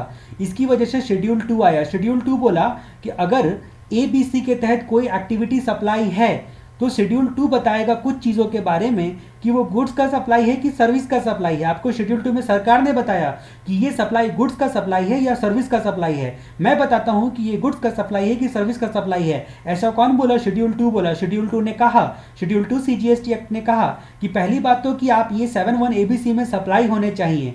कुछ आइटम के बारे में कहा, शेड्यूल 2 में कुछ आइटम बताए गए हैं, वो क्लियर करता है कि वो गुड्स का सप्लाई है या सर्विस का सप्लाई है। मान लीजिए आपका घर बेचना, आपका घर आप सेल करते हो, यानी कि आप बिल्डर हो और आप घर को सेल करते हो, ठीक है। तो कुछ कंडीशन अगर आप पूरा करते हो जहां पर GST आएगा तो वो गुड्स का सप्लाई माना जाएगा या सर्विस का सप्लाई माना जाएगा। ये डिटरमाइन करने के लिए स्पेशली बोल दिया गया कि वो मैं बताता हूं। सरकार ने स्पेशली बोला शेड्यूल 2 की में ये लिस्ट बताए गए हैं, और पहले यहां पर D नंबर क्लॉज में ये लिखा हुआ था, तो इससे कंफ्यूजन होता था लोगों को, ठीक है। कंफ्यूजन होता था लोगों को कि शेड्यूल 2 आखिर बताता क्या है। शेड्यूल 2 क्लियर करता है कुछ आइटम के बारे में। इसमें कुछ आइटम बताए गए हैं, लिस्ट बताया गया है उस लिस्ट की कुछ जो उस लिस्ट में जो सप्लाई है वो गुड्स का सप्लाई है या सर्विस का सप्लाई है, इस बात को क्लियर किया गया, यानी कि बाइफरकेट किया गया। तो उसी की जगह पर डी नंबर क्लॉज को हटाकर 1A आया, ठीक है। तो section number 7 of CGST act का 1A आया। 1A यहाँ पर क्या बोलता है कि कुछ एक्टिविटीज और ट्रांजैक्शन, यहाँ पर साफ साफ देखो वर्ड लिखा हो सर्टेन एक्टिविटीज और ट्रांजैक्शन, ठीक है, वो constitute supply in accordance with the provision of 7.1। तो 7.1 के हिसाब से तो पहले वो सप्लाई है, ABC के हिसाब से पहले वो सप्लाई है, ये तो क्लियर हो गया कि ये सप्लाई है। लेकिन अब वो सप्लाई ऑफ गुड्स है या सप्लाई ऑफ सर्विस है, ये शेड्यूल 2 बताता है। शेड्यूल 2 इस बात को बताता है। ये क्लॉज 1A डी को डिलीट कर करके नया बोला गया। तो ये अमेंडमेंट करना जरूरी ये था कि शेड्यूल 2 ये नहीं बताता है सप्लाई है कि नहीं। अगर आपको ये चेक करना है कि कोई एक्टिविटी सप्लाई है कि नहीं, तब तो आप ABC में जाओ, 1ABC में जाओ। हम केवल इतना बताते हैं कि वो सप्लाई है, तब हमारा स्टेप 2 में चेक होगा कि वो गुड्स का सप्लाई है या सर्विस का सप्लाई है। ये आपको बताता है आपका 1A, इस बात को बताता है। तो schedule 2 does not decide whether a transaction is supply और नॉट। कोई ट्रांजेक्शन सप्लाई है या नहीं है, उसके लिए तो भैया आपका 7.1ABC का दरवाजा खटखटाओ, 7.1ABC का दरवाजा खटखटाओ, कोई ट्रांजेक्शन सप्लाई है कि नहीं उसको जानने के लिए। अगर सप्लाई है तो हम आपको डिसाइड करके बताएंगे कुछ आइटम के बारे में, सर्टेन आइटम के बारे में कि वो गुड्स का सप्लाई है या फिर सर्विस का सप्लाई है, ठीक है। तो ये बात आपको बताई गई 7 की आपके 1A में बताया गया। उसके बाद जहां तक 7 के 2 की बात करते हैं, तो आपका अगला सेक्शन है 7 का 2। 7 का 2 आपको क्या बताता है? सेक्शन 7 का 2 आपको साफ साफ बताता है कि कुछ एक्टिविटी गुड्स या सर्विस का सप्लाई नहीं मानी जाएगी, गुड्स या सर्विस का सप्लाई नहीं मानी जाएगी। तो मतलब नॉट सप्लाई, नॉट सप्लाई, कुछ एक्टिविटी को साफ साफ बोल दिया भैया ये सप्लाई ही नहीं है। भले आपकी नज़र में वो सप्लाई दिखता होगा लेकिन वो सप्लाई ही नहीं है। आपकी नज़र में भले ही वो सप्लाई दिखता होगा, वो सप्लाई ही नहीं है। अब इसका लिस्ट जो सप्लाई नहीं है ये बयां करने वाला, यानी कि सप्लाई नहीं तो GST नहीं लगेगा। शेड्यूल 3 में बताया गया है ये लिस्ट की कुछ कौन कौन सी एक्टिविटी भाई साहब सप्लाई ही नहीं है। शेड्यूल 3 ये बात बताता है कि कौन कौन सी एक्टिविटी सप्लाई ही नहीं है। शेड्यूल 3 इस बात को बताता है कि कौन कौन सी एक्टिविटी सप्लाई ही नहीं है। नॉट सप्लाई ये कौन बताएगा? शेड्यूल 3 बताएगा। नॉट सप्लाई ये कौन बताएगा? शेड्यूल 3 बताएगा। अब शेड्यूल 3 की जहां तक हम लोग बात करते हैं कि नॉट सप्लाई हमको शेड्यूल 3 ने बता दिया। अब हम कहानी को आगे बढ़ाते हैं कि शेड्यूल 3 ने बता दिया हमको कि कुछ एक्टिविटी सप्लाई ही नहीं है, इसमें लिस्ट में आइटम दिया गया है। उसके अलावा जो है ये 7 का 2 जो नॉट सप्लाई बताता है वो यहां पर बोला कि अगर कोई service by central government, state government या लोकल अथॉरिटी प्रोवाइड करती है, bye central government, state government या लोकल अथॉरिटी, अगर वो नोटिफाई किया गया है GST काउंसिल के रिकमेंडेशन से, तो वो भी आपका सप्लाई नहीं कहलाएगा। तो 7.2 बताता है नॉट सप्लाई। 7.1 बताता है कि यस सप्लाई, कौन कौन से सप्लाई हैं? Yes supply. 7.2 बताता है आपका गुड्स का सप्लाई है या सर्विस का सप्लाई है, ये हम बताएंगे शेड्यूल 2 से। और उसके बाद 7 का 3 बताता है नेगेटिव लिस्ट के बारे में। नेगेटिव लिस्ट मतलब हमारी जो एक्टिविटीज जो हम बता रहे हैं वो सप्लाई ही नहीं है। अब जब सप्लाई ही नहीं है तो GST का सवाल ही नहीं उठता है, ठीक है। तो इस प्रकार से हमने देखा दो बातें। एक आपने क्या क्या देखा? 7.1 का C ये बताता है कि शेड्यूल 1 बताता है, बोला गया है विदाउट कंसिडरेशन भी कुछ एक्टिविटी सप्लाई मानी जाएगी। Supply equal to supply even without consideration. Some supply is supply even without consideration, ठीक है। Some supply is supply even without consideration. ये 7.1 के C से पता चला। 7 का 1A से पता चला कि अगर कोई सर्टेन सप्लाई, ये गुड्स का सप्लाई है या फिर सर्विस का सप्लाई है, 7 का 1A आपको बताता है। उसके बाद जो है वो आपका आया 7 का 2, 7 का 2 आया, ठीक है। ये 7 का 2 है, ठीक है। ये 7 का 2 बताता है नेगेटिव लिस्ट के बारे में। Not supply, not at all supply, कुछ सप्लाई ही नहीं है। वो आपको कैसे पता चलेगा? या तो आपको पता चलेगा शेड्यूल 3 से या आपको पता चलेगा नोटिफिकेशन से, ठीक है। कुछ supply, not at all supply. तो ये सप्लाई है तो उस पर GST लगेगा। शेड्यूल 1 वाला भी विदाउट कंसिडरेशन भी सप्लाई, इसलिए उस पर GST लगेगा। यहाँ पर कुछ सप्लाई गुड्स या सर्विस का सप्लाई, इसलिए GST लगेगा। लेकिन 7.2 नेगेटिव लिस्ट के बारे में बता दिया, बोला गया सप्लाई ही नहीं है। तो इस प्रकार से आपने यहाँ पर क्या देखा? यहाँ पर 3 बातें देखी। एक बात यहाँ पर शेड्यूल 1 के बारे में जाना कि ये शेड्यूल 1 यहाँ पर आपको मिला, ठीक है। शेड्यूल 2 आपको बताया कि कोई सप्लाई गुड्स का सप्लाई है, सर्विस का सप्लाई है, शेड्यूल 2 से पता चलेगा। शेड्यूल 2 यहाँ पर मिला। और शेड्यूल 372 में मिला, वो बोला गया कि कुछ एक्टिविटी सप्लाई नहीं है, बिल्कुल भी सप्लाई नहीं है, नेगेटिव लिस्ट में आ जाएगा, यानी कि बिल्कुल सप्लाई नहीं माना जाएगा। ठीक है। अब कहानी हमारी आगे बढ़ती है 7 के 2 की तरफ। यहां पर बोला गया है 7 का 2 आपको क्या बताता है, तो यही बात हम लोग पढ़ते हैं 7 के 2 में। 7 का 2 बोलता है कि कुछ भी लिखा हो 7 के 1 में। 7 का 1 हमको क्या बताता है, 1 का ए बताता है कि कुछ एक्टिविटीज जो होती हैं जैसे सेल, ट्रांसफर, बार्टर वगैरह सब अगर कंसिडरेशन हो और बिजनेस के दौरान किया गया हो, इन कोर्स ऑफ बिजनेस और फर्दरेंस ऑफ बिजनेस, तो वो आपका क्या कहलाएगा, वो सप्लाई कहलाएगा। बी बोलता है इंपोर्ट ऑफ सर्विस, भले ही बिजनेस के दौरान नहीं किया गया हो फिर भी सप्लाई कहलाएगा। और सी नंबर क्लॉज हमको क्या बोलता है, सी नंबर क्लॉज ने हमको यहाँ पर बताया शेड्यूल 1 के बारे में, शेड्यूल 1 के बारे में कि जो शेड्यूल 1 की जो एक्टिविटीज दी गई है वो भले ही विदाउट कंसिडरेशन होगा उसके बाद भी सप्लाई कहलाएगा, उसके बाद भी सप्लाई कहलाएगा। उन सेक्शंस को ओवरराइड करते हुए यहाँ पर बोला गया एक्टिविटी और ट्रांजेक्शन स्पेसिफाइड इन शेड्यूल 3, जो ट्रांजेक्शन जो है शेड्यूल 3 में बताए गए हैं, ठीक है, वो आपका न गुड्स का सप्लाई माने जाएंगे और न सर्विस के सप्लाई माने जाएंगे। Neither supply of goods not supply of services, कुछ पर सप्लाई ही नहीं माने जाएंगे, अकॉर्डिंगली जीएसटी ही नहीं लगेगा।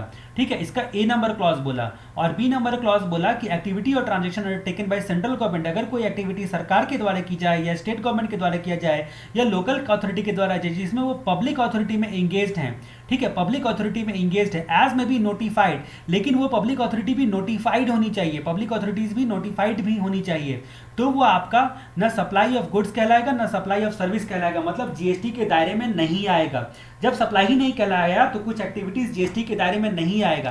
तो ऐसा जो नोटिफाई किया गया है वो दो प्रकार की एक्टिविटीज नोटिफाई की गई है। आर्टिकल 243W में म्युनिसिपैलिटी की एक्टिविटीज और 243 जो है जी में वो आपका पंचायत की एक्टिविटीज, ठीक है। तो 243 आपको याद रखना है 2 4 3, ठीक है, ये आपको याद रखना है 243, ये आपका W और G, ये आर्टिकल की एक्टिविटीज को नोटिफाई की गई है, ये सप्लाई ही नहीं है। अब जब ये सप्लाई ही नहीं है तो इसके लिए आपको अलग से एग्जाम्पशन नोटिफिकेशन इशू करने की जरूरत नहीं है। तो आप बोलोगे सरकार का पब्लिक अथॉरिटी का सर्विस है उस पर तो जीएसटी नहीं लगना चाहिए, तो कुछ सर्विसेज जो सरकार द्वारा प्रोवाइड की जाती है उस पर जीएसटी नहीं लगता है, या फिर जीएसटी अगर देना भी पड़ता है तो रिवर्स चार्ज मैकेनिज्म से जो सर्विस लेने वाला होता है उनको जीएसटी देना पड़ता है। ठीक है, ये सारी कहानी हम लोग आगे डिस्कस करेंगे, लेकिन फिलहाल यहाँ पर चर्चा होती है कि ये आपका म्युनिसिपैलिटी और पंचायत का जो एक्टिविटीज है वो सप्लाई नहीं है। जब सप्लाई नहीं है तो एग्जाम्पशन देने की जरूरत ही नहीं, वो आएगा ही, उस पर जीएसटी नहीं लगने वाला है। ठीक है, तो ये एग्जाम्पशन नोटिफिकेशन के थ्रू नहीं, बल्कि यहां पर नोटिफिकेशन जो शेड्यूल 3 के साथ दिया गया है, ठीक है, 7.2 का नोटिफिकेशन, उसमें बोला गया है कि पब्लिक अथॉरिटी की कुछ सर्विसेज जो होती है वो सप्लाई ही नहीं कही जाएगी, और शेड्यूल 3 वाला जो लिस्ट दिया गया है वो भी सप्लाई नहीं कहलाएगा। यानी कि पब्लिक अथॉरिटी का ये आपका म्युनिसिपल पंचायत का सर्विस पर जीएसटी नहीं आएगा क्योंकि सप्लाई ही नहीं है, और शेड्यूल 3 की एक्टिविटीज को भी सप्लाई ही नहीं है, इसकी वजह से जीएसटी नहीं आएगा। सप्लाई ही नहीं है तो इसी की वजह से जीएसटी नहीं आएगा, ऐसा पता चलेगा। अब कहानी हमारे आगे बढ़ती है 7 के 3 के बाद 7 का यहां पर बोला गया 1 number clause subject to provision 1 number clause, ये सप्लाई क्या क्या होता है इसको बताता है। ठीक है, 1A आपको बताता है, यहाँ पर 1A में आपको साफ बताया गया है कि क्लियर करेगा शेड्यूल 2 कि आपका गुड्स का सप्लाई है या सर्विस का सप्लाई है। उसके बाद 2 नंबर क्लॉज जो बताता है नेगेटिव लिस्ट के बारे में, यानी कि सप्लाई ही नहीं माना जाएगा। ठीक है, उन सब का सब्जेक्ट गवर्नमेंट अगर चाहे तो ये उलट पुलट कर सकती है, मतलब गुड्स के सप्लाई को सर्विस का सप्लाई मानो और सर्विस के सप्लाई को गुड्स का मानो, मतलब गुड्स को सर्विस बोल सकती है। गवर्नमेंट बोलती है अपनी आंखें बंद करो और मेरी बात मानो, गुड्स के सप्लाई को तुम ऐसा देखो जैसे वो सर्विस का सप्लाई हो रहा है, और सर्विस के सप्लाई को ऐसे देखो जैसे कि वो गुड्स का सप्लाई हो रहा है। ठीक है, तो गवर्नमेंट उलट पुलट कर सकती है। तो 7 का 3 आता है सब्जेक्ट टू सुपरविजन 7(1)(1)(1)(a और 2 गवर्नमेंट में on recommendation of GST council notifications के थ्रू स्पेसिफाई कर सकती है ट्रांजेक्शन जो कि गुड्स का सप्लाई कहलाएगा ना कि सर्विस का सप्लाई कहलाएगा, और कुछ ट्रांजेक्शन को बोल सकती है कि आपका सर्विस का सप्लाई कहलाएगा ना कि गुड्स का सप्लाई कहलाएगा। ठीक है, तो इस प्रकार से हम लोगों ने 7 के बारे में जाना। तो section number 7 of CGST act में हम लोगों ने 3 सब सेक्शन देखा, 1 के बाद 1A, उसके बाद 2 और उसके बाद 3 देखा। 1 में हमने 3 क्लॉज देखा कि एक में बोला गया है कि कुछ चीज़ों का लिस्ट दिया गया है, वो बोला गया है अगर कंसिडरेशन है और इन कोर्स ऑफ बिजनेस किया जाए या फर्दरेंस ऑफ बिजनेस तो वो आपका सप्लाई कहलाएगा, अकॉर्डिंगली जीएसटी के दायरे में आएगा। 1A बोला कि शेड्यूल 2 में हम बताएंगे कि कौन कुछ सप्लाई के बारे में कि वो गुड्स का सप्लाई है या सर्विस का सप्लाई है, इस बात को क्लियर करेंगे। उसके बाद ये 2 नंबर क्या बोला कि शेड्यूल 3 में हम बताएंगे नेगेटिव लिस्ट, यानी कि उस पर सप्लाई ही नहीं माना जाएगा, अकॉर्डिंगली जीएसटी नहीं आएगा, सप्लाई ही नहीं माना जाएगा, या फिर नोटिफिकेशन के थ्रू बोलेंगे, जिसमें म्युनिसिपैलिटी और पंचायत की सर्विसेज के बारे में बताया गया। ठीक है, यहाँ पर जो है बी नंबर क्लॉज हमको क्या बोलता है कि इंपोर्ट ऑफ सर्विस को हमेशा जो है वो सप्लाई मानेंगे अगर कंसिडरेशन है तो, चाहे इन कोर्स ऑफ बिजनेस किया हो या नहीं किया हो, विदाउट बिजनेस भी हम इसको इंपोर्ट ऑफ सर्विस को सप्लाई मानेंगे। सी नंबर क्लॉज बोलता है कि शेड्यूल 1 की एक्टिविटीज जो होती है शेड्यूल 1 में बताया गया है, विदाउट कंसिडरेशन भी आपका यहाँ पर सप्लाई माना जाएगा। कंसिडरेशन का जो ए नंबर क्लॉज बोला कि कंसिडरेशन होना जरूरी है, ये हमारे लिए एप्लीकेबल नहीं होता है, शेड्यूल 1 वालों के लिए एप्लीकेबल नहीं होता है। कंसिडरेशन नहीं भी होगा फिर भी वो सप्लाई माना जाएगा और अकॉर्डिंगली जीएसटी लगेगा। ठीक है, अब यहाँ पर क्लॉज नंबर 3 हमको क्या बताता है, जो लास्ट नंबर क्लॉज जो था वो क्लॉज नंबर 3 आपका उलट पुलट रूल बताता है, गुड्स के सप्लाई को सर्विस का सप्लाई मानो और सर्विस के सप्लाई को गुड्स का मानो सप्लाई। ठीक है, ये सेक्शन नंबर 7 में हम लोगों ने देखा। उम्मीद करता हूँ सेक्शन नंबर 7 जो है वो आपको ध्यान में आ गया होगा। अब हमने यहाँ पर देखा कि सप्लाई करने के लिए कंसिडरेशन होने की आवश्यकता है, एक्सेप्ट शेड्यूल 1 की एक्टिविटीज है तो कंसिडरेशन ना भी हो फिर भी सप्लाई बोला जाएगा, सप्लाई बोलकर चलेगा। कंसिडरेशन होना यूं तो आवश्यक है लेकिन विदाउट कंसिडरेशन भी हो फिर भी सप्लाई माना जाएगा अगर शेड्यूल 1 के लिस्ट में लिखा गया, अब हमारी यही कहानी जो है कंसिडरेशन की आती है कि भैया कंसिडरेशन किसको कहते हैं। इतना जो कंसिडरेशन पर डिस्कशन हो रहा है वो कंसिडरेशन किसको बोलते हैं। ठीक है, तो उसके बारे में हम लोग यहाँ पर चर्चा करते हैं। ठीक है, अब जहां तक बात करते हैं कि जो कंसिडरेशन में क्या इन्वॉल्व होता है, कंसिडरेशन की परिभाषा को आप किस तरीके से बांट सकते हो, कंसिडरेशन के बारे में आप किस तरीके से जान सकते हो, जरा उसके बारे में हम कहानी की चर्चा करते हैं। कंसिडरेशन की परिभाषा को हम 2 कैटेगरी में बांटते हैं। कंसिडरेशन की परिभाषा को आप 2 कैटेगरी में बांटोगे समझने के लिए अच्छे तरीके से।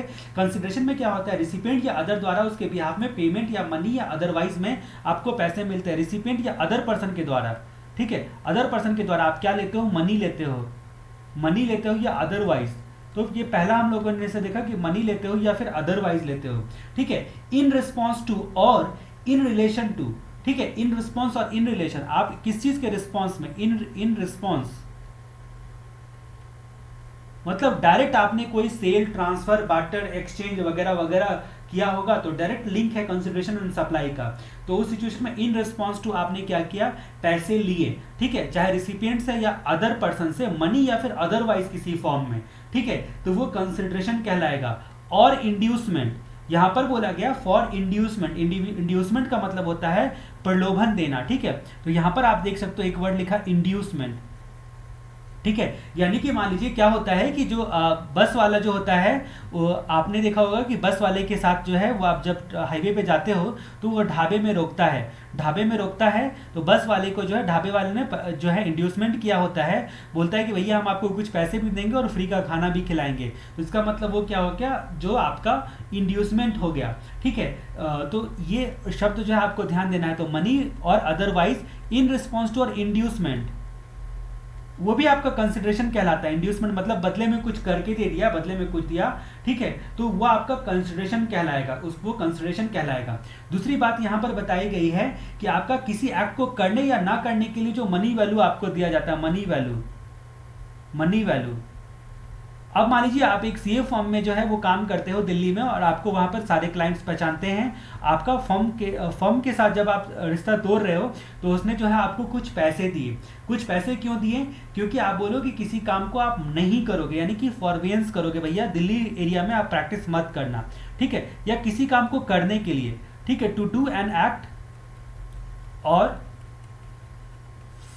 फॉरवेंस। ठीक है, सेक्शन 28 के पीजीपीपी में भी आपने लिस्ट में देखा होगा कि ये बात जो है बताया गया है कि आपका नॉन कॉम्पिटेंस फीस जो होता है, नॉट केयरिंग या नॉट शेयरिंग नो हाउ वगैरह, वो सेक्शन 28 के हिसाब से उसमें जो कंसिडरेशन आपको मिलता है वो बिजनेस इनकम बोलकर टैक्सेबल होता है। पीजीपीपी में बिजनेस प्रोफेशन चैप्टर पढ़ते वक्त में डायरेक्ट टैक्स में देखा होगा आपने।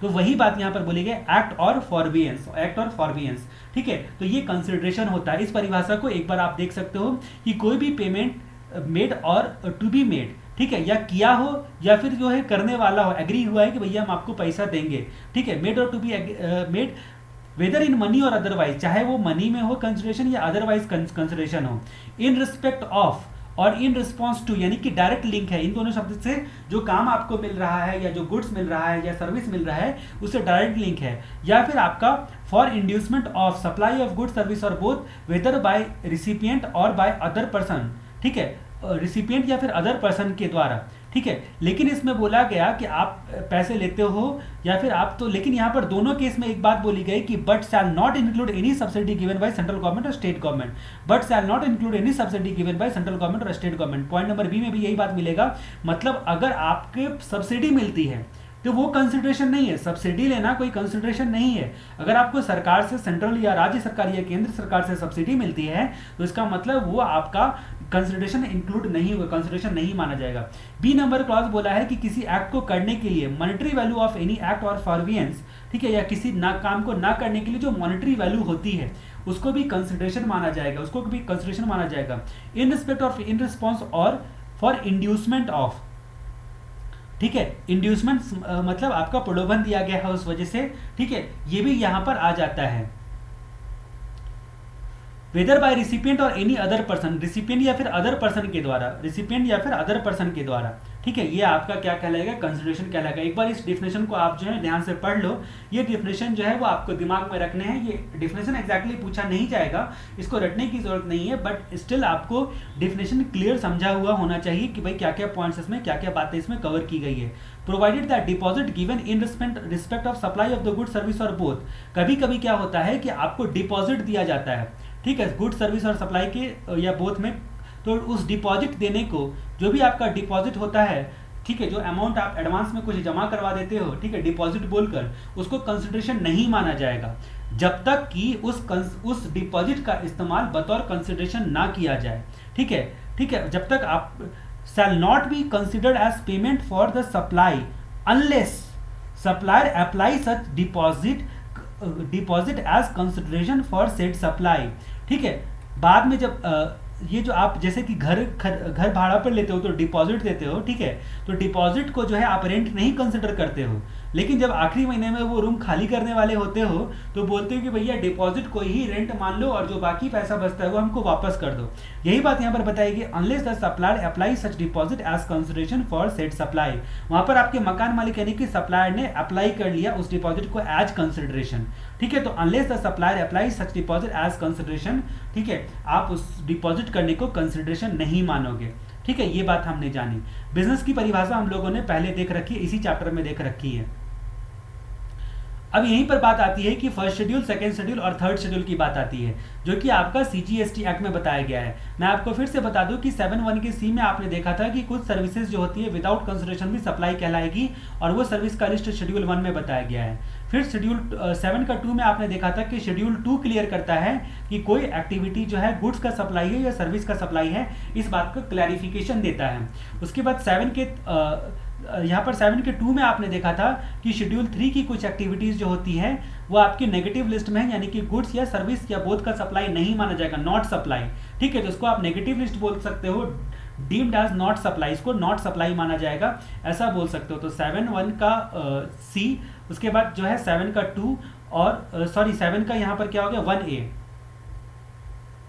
ये 2 से नहीं, ये 1A से आया है, ठीक है, ये 1A से आया है। उसके बाद 7 का 2, ठीक है, ये शेड्यूल 3 में बताया गया, ये शेड्यूल 1, शेड्यूल 2 और शेड्यूल 3, यही आपका अगला पढ़ने का सब्जेक्ट है।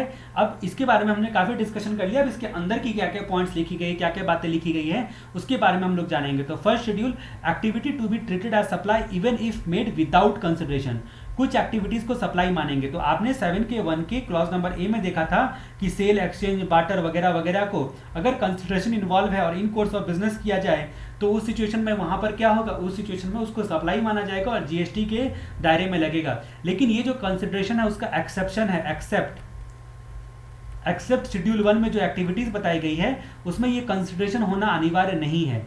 जो इन कोर्स ऑफ बिजनेस या फर्दरेंस ऑफ बिजनेस का एक्सेप्शन कौन सा है, तो 7 का यहाँ पर जो आपको बताया गया है कि इंपोर्ट ऑफ सर्विस के बारे में बताया गया है, 7(1) के बी के बारे में बताया गया है, इंपोर्ट ऑफ सर्विस, ये बिजनेस और इन कोर्स ऑफ बिजनेस और फर्दरेंस ऑफ बिजनेस का एक्सेप्शन है। तो कंसिडरेशन का एक्सेप्शन है शेड्यूल 1। अब कौन कौन सी एक्टिविटीज है जहां पर कंसिडरेशन ना भी हो फिर भी जो है आपका सप्लाई माना जाएगा, फिर भी जो है वो आपको सप्लाई माना जाएगा, इस बात की चर्चा हम लोग करेंगे। तो कहानी हमारी आगे बढ़ती है। तो यहाँ पर 4 आइटम हैं जो यहाँ पर दिए गए हैं, 4 आइटम हैं। पहला बात बताया, हम एक बार इसको रीड करते हैं, उसके बाद हम लोग एक एक चीज को ध्यान से देखेंगे।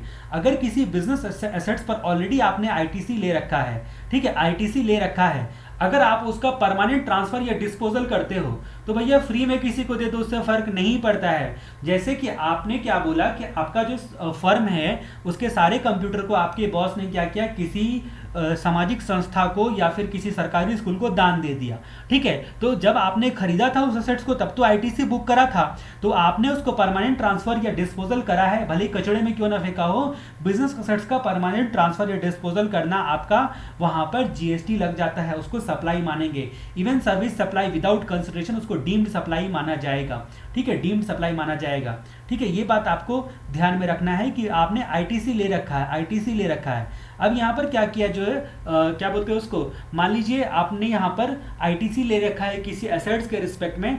जैसे कि मान लीजिए कि रेमंड कंपनी के मालिक ने क्या करा कि आपने रेमंड कंपनी के मालिक ने क्या करा, जो उसकी बेटी की शादी में जितने लोग आए थे सबको एक एक रिटर्न गिफ्ट में कपड़ा दे दिया, ठीक है। तो आपका जो बिजनेस एसेट्स है उस पर आईटीसी आप ले रखे हो, ठीक है, उसके इनवर्ड सप्लाई के रिस्पेक्ट में आपने जो बनाया है आईटीसी ले रखे हो, यानी कि उसका परमानेंट ट्रांसफर डिस्पोजल करोगे तो उसको सप्लाई माना जाएगा और अकॉर्डिंगली जीएसटी के दायरे में आ जाएगा। बिजनेस एसेट्स का परमानेंट ट्रांसफर डिस्पोजल करना, आईटीसी लिया था खरीदते वक्त में, तो आपको उस बिजनेस एसेट्स के रिस्पेक्ट में जीएसटी लग जाएगा। अब यहां पर इस पॉइंट को मैं बाद में बताऊंगा, गुड सर्विस और supply of both between related person और डिस्टिंक्ट पर्सन। ये आपका विदाउट हमने आपको क्या बताया था, एक बताया था एक्सप्लेनेशन 1 to सेक्शन 8। ये एक्सप्लेनेशन 1 to सेक्शन 8 आपको क्या बताता है कि आपका 3 बातें यहां पर बताई गई थी, 3 बातें यहां पर बताई गई थी, अगर आपको ध्यान है तो। इस्टेब्लिशमेंट ऑफ डिस्टिंक्ट पर्सन माना जाएगा, ठीक है, डिस्टिंक्ट पर्सन माना जाएगा।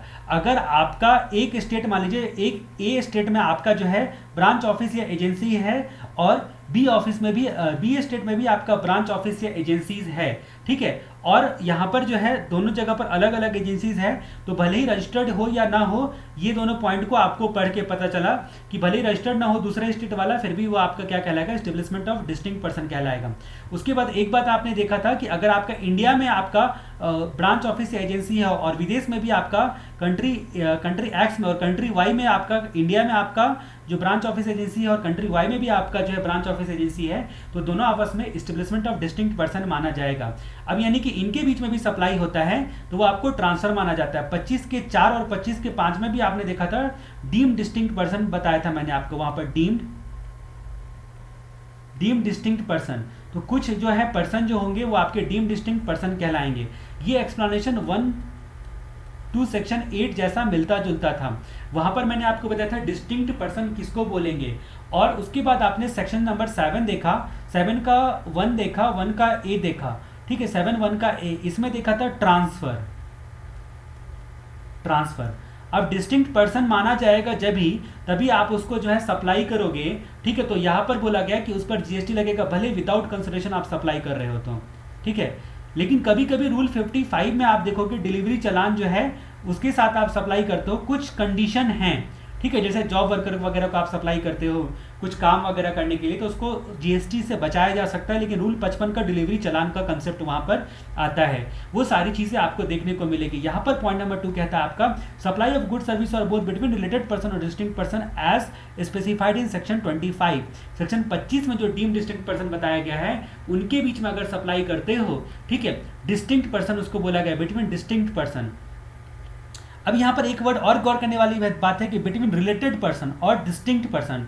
डिस्टिंक्ट पर्सन तो हमने देख लिया कि सेक्शन 25 का 4 और 25 के 5 में बताया गया है कि कोई दूसरे स्टेट में अगर आपका ब्रांच ऑफिस एजेंसीज है तो वो आपका जो है डिस्टिंक्ट पर्सन कहलाएगा, दूसरे देश में भी है तभी भी डिस्टिंक्ट पर्सन कहलाएगा, ठीक है। और दूसरे राज्य में अगर आपका ब्रांच वगैरह है तो भले आप अगर आपके राज्य में आप रजिस्टर्ड हो और दूसरे राज्य में आप रजिस्टर्ड नहीं भी हो, फिर भी वो आपका डिस्टिंक्ट पर्सन कहलाएगा।